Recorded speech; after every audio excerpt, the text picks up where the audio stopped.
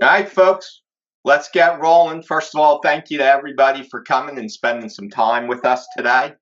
This is really a passion project of mine. Uh, the things I'm going to talk about really changed my life. And this series that we're doing is all about changing, hopefully, your lives. What we're going to talk about today and over the next couple months is both extremely simple in many ways and extremely difficult as well. So my name is David Wolfskehl. I am the founder and president of C-Suite Impact. I'm a partner at Whitman Transition, but I truly believe that happiness and working on ourselves will have the biggest impact on both our careers as well as our personal lives. And today I'm going to share my story, share the things that impacted me, and share the differences between the before and after.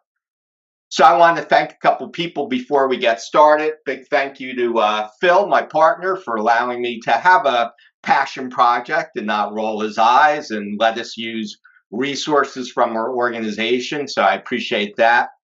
Big thank you to my daughter in fifth grade at Blairstown Elementary School. My daughter asked me to go present to the kids about happiness. And that was a wow moment for me. One, it was so impressive what the teachers were doing to build happiness into the kids' lives. But the thank yous from the kids told me that they got it, they wanted it, they saw the impact. And that was really the start of this. I want to also thank the other speakers, Tavi and Mike and Chris and Allie. And, it is somewhat easy to do a presentation, but we're talking about our lives. So it's a little bit harder to do that. And some people, if you ask them for a bio about themselves, it's difficult for them to do.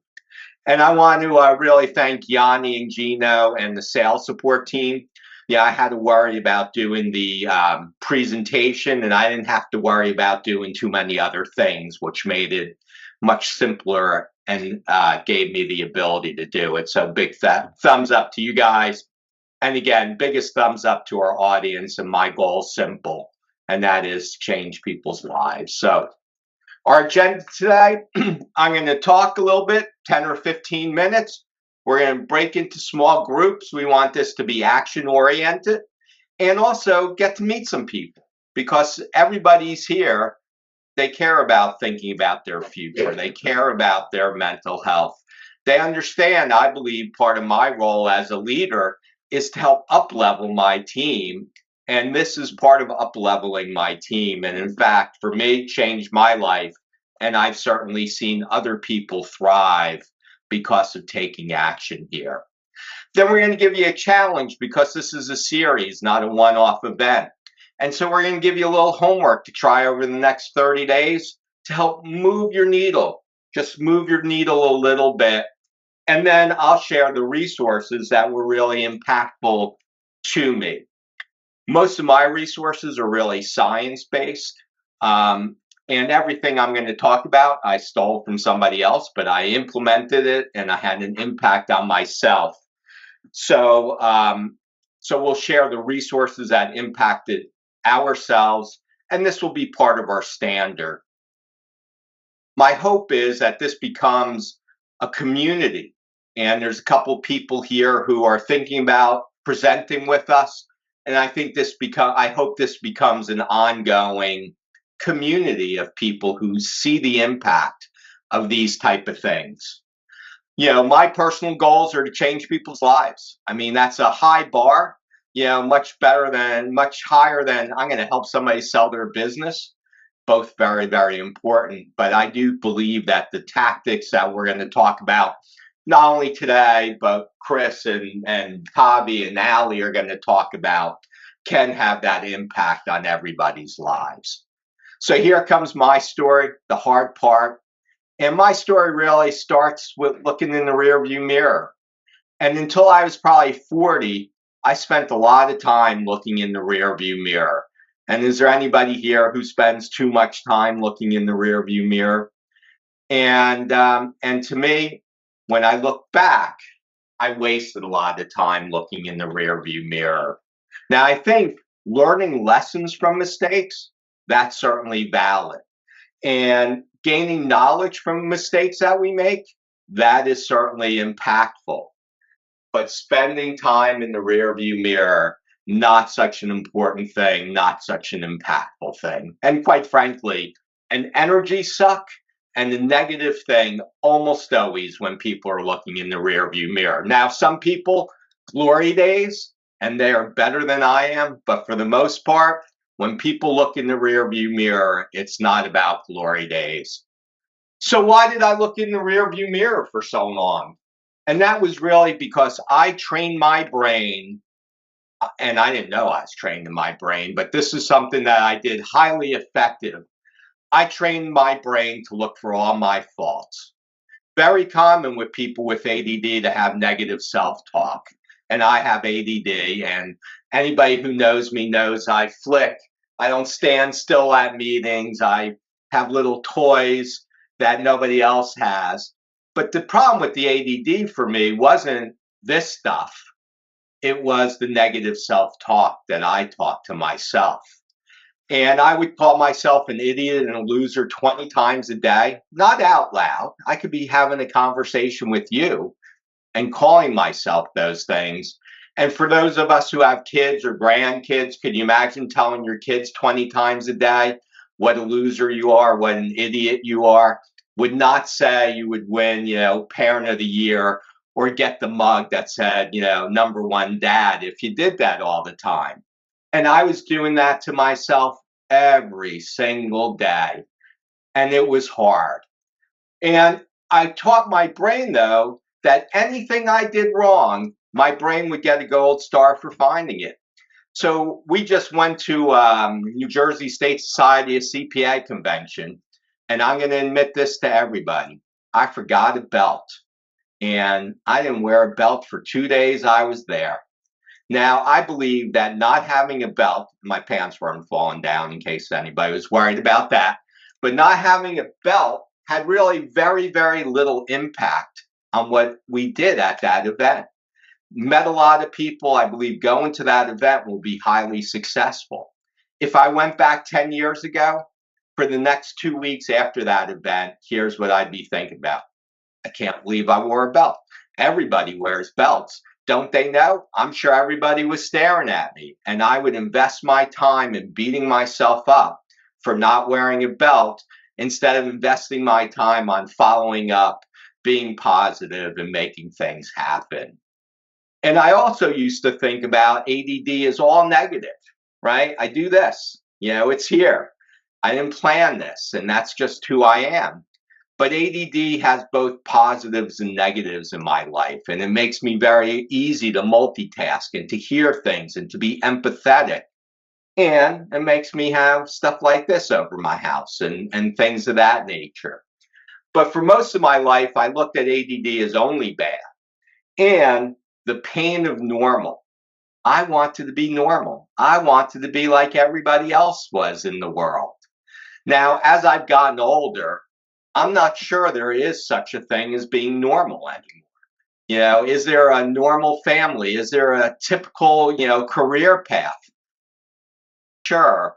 But I know for much of my life, I wanted to be the picture of what I thought was normal. And I wasn't that picture. And it was all negative.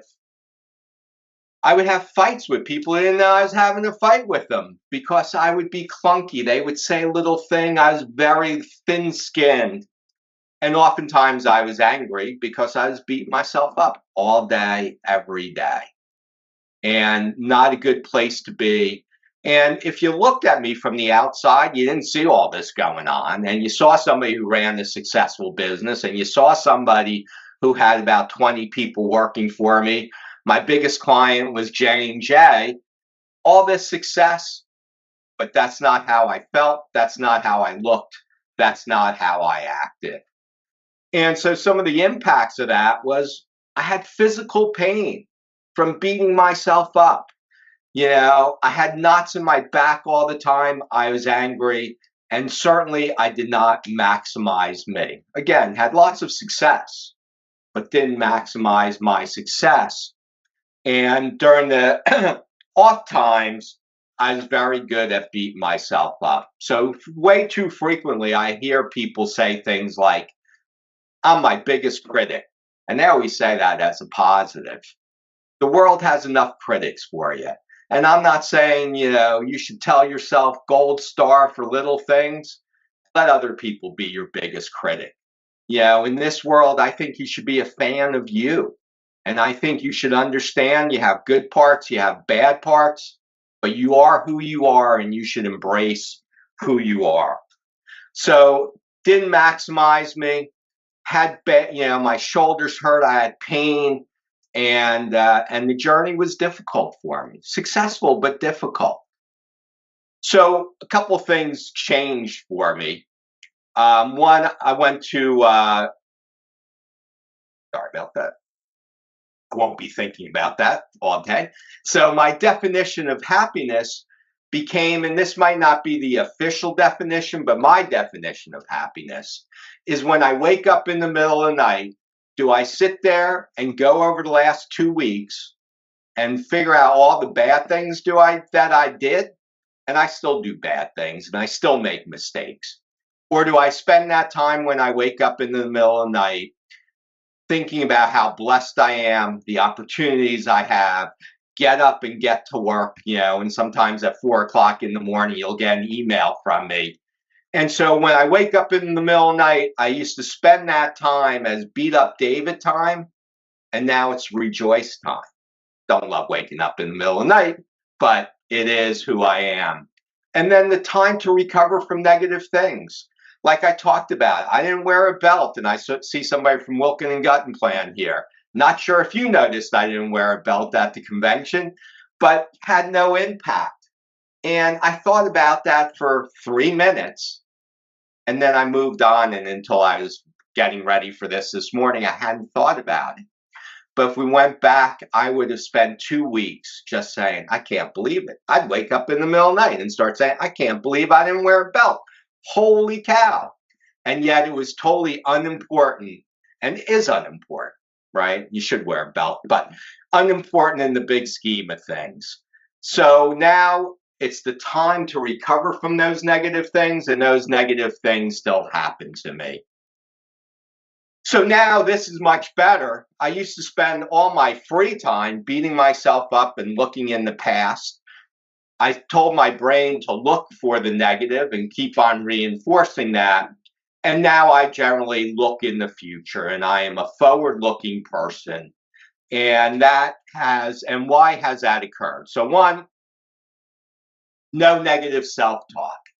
I did go for therapy, and if you haven't, maybe you should or could. Certainly had an impact on my life.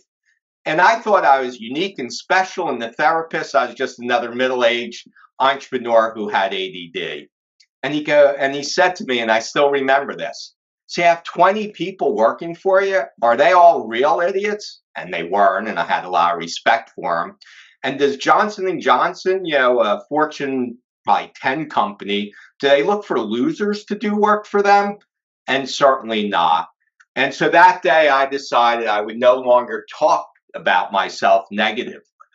Now, I still make mistakes. I still do stupid things. I still have things happen to me.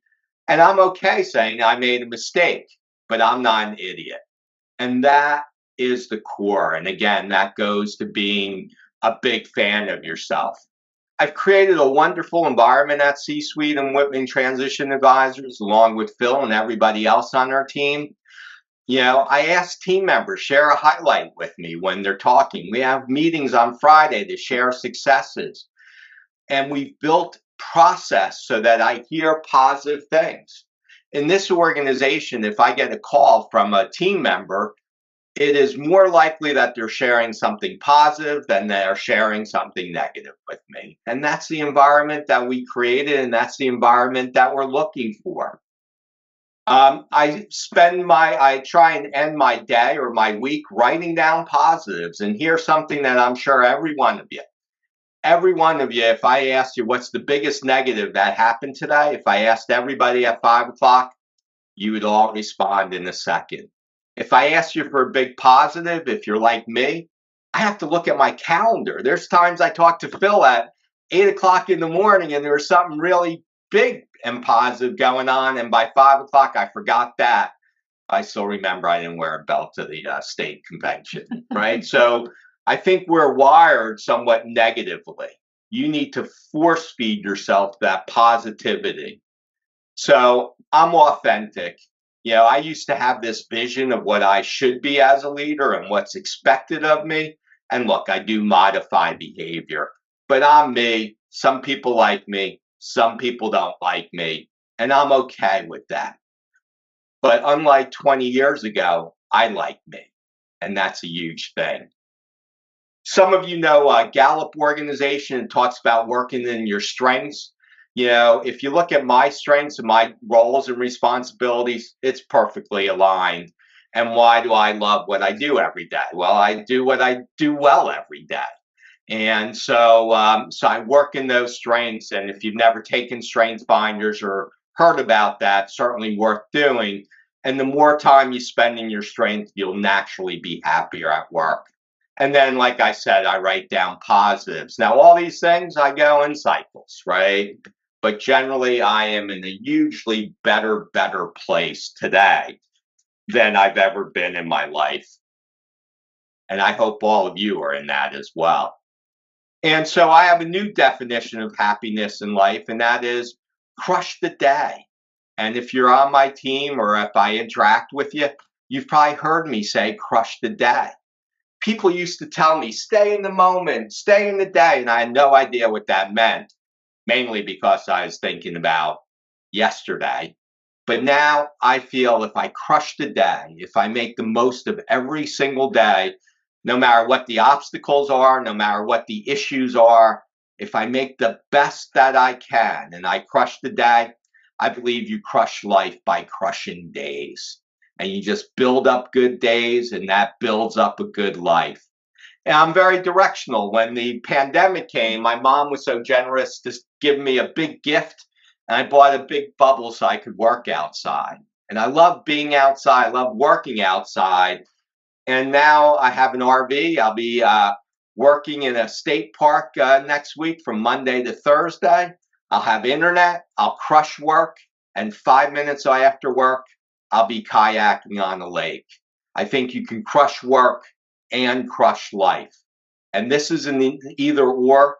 This is an and. You can do both, and we should be very mindful of doing both. Think about what's important to you. Think about what you can do to get together. So that's kind of my story. Looking in the past stinks. Looking in the future, very exciting, and changed my life. And without looking in the future, what we're doing at C-Suite for us to have 46 people is just an amazing thing. And without looking forward, I wouldn't be here.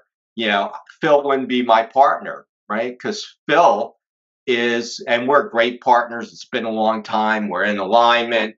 But Phil's not great at showing up at meetings, especially back then. If I didn't feel good about myself, I would have taken Phil not showing up to some meetings with me as being disrespectful to me. I would have gotten clunky. And Phil wouldn't have known why I was clunky. He just would have known I was different, and it wouldn't have worked. But because I felt much better about myself, I know Phil works as hard as I do, maybe a little bit more if we just look at calendar invites. And I know he's doing good things for us, and I start just taking the lead and making things happen instead of waiting for permission. But if I didn't feel good about myself, I would have never done that. And then Phil wouldn't have seen, oh, he does good work, so whatever he wants is kind of okay. So huge impact on everybody in our organization. So what I'd like to do now is break up into small groups, introduce yourself, spend a couple minutes. We'll do this for 10 minutes or so. Introduce yourself because you're in a group of like-minded leaders. And then talk about, are you a past-facing person, a forward-facing person? Are you a fan of yours? Or do you call yourself an idiot and a loser 20 times a day? And probably even more than that.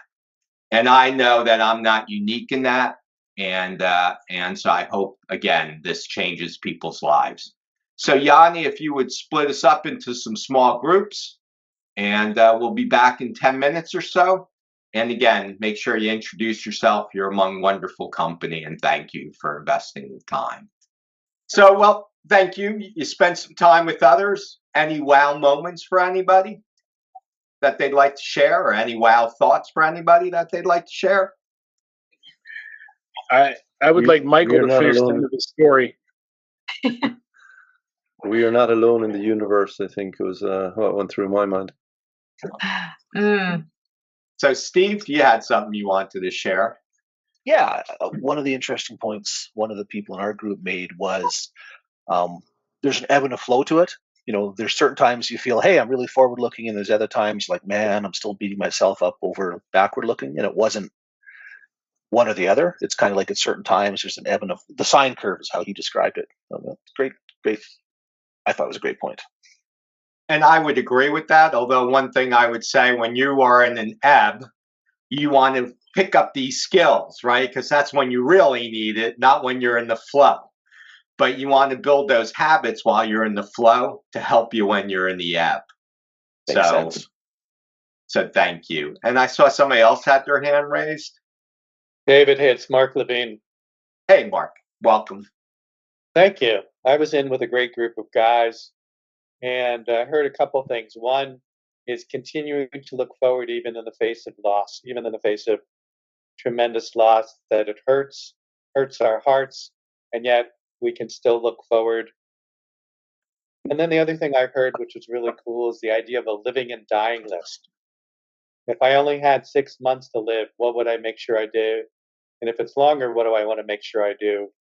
And putting that, being intentional with whatever time we have. So I appreciate the guys I was with, and two powerful things.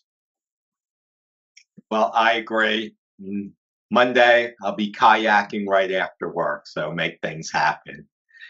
Chad, comment from you? Thank you, Mark. Yeah, real quick, just how small of a world this is, how I'm even connected to C-suite through a gentleman out of Florida, to Phil, to Clifford, who I had coffee with his daughter out here in LA, and then I hop on this call and I'm in a room with 3 people, and one of the gentlemen is a neighbor from Redondo to Marina del Rey. So super cool. Appreciate everything you guys got to do out there, and always looking to find ways to add value to the community. Well, thank you, Chad. And it is a small world. And one of the things I always tell people, good endings, good beginnings, because there might be another beginning with that person that you're having an ending with. So love that comment.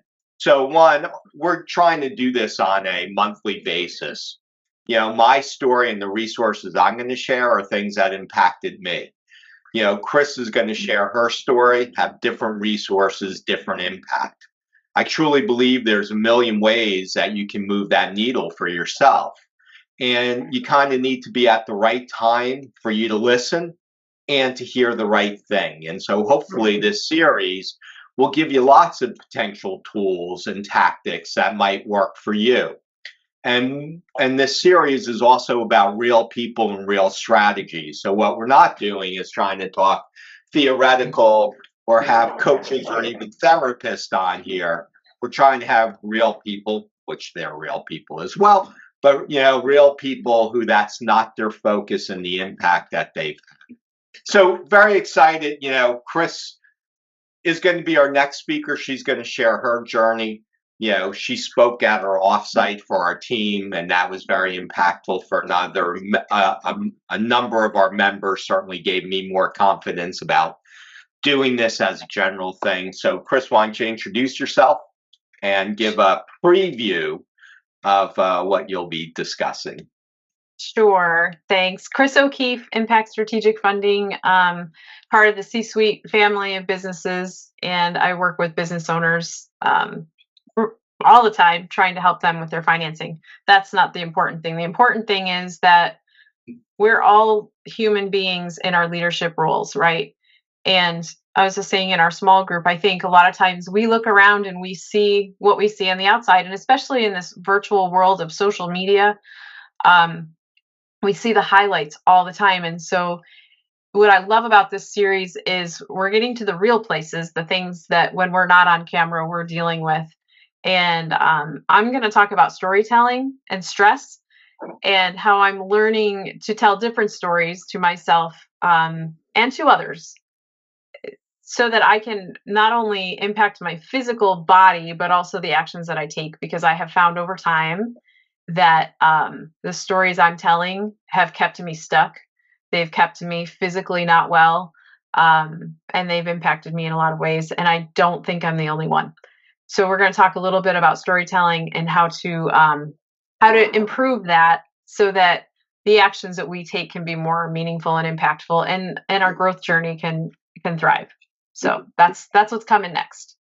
Well, thank you, Chris. And Chris took the big leap of being the first person to really do this, and really appreciate that as well, and the support you give us.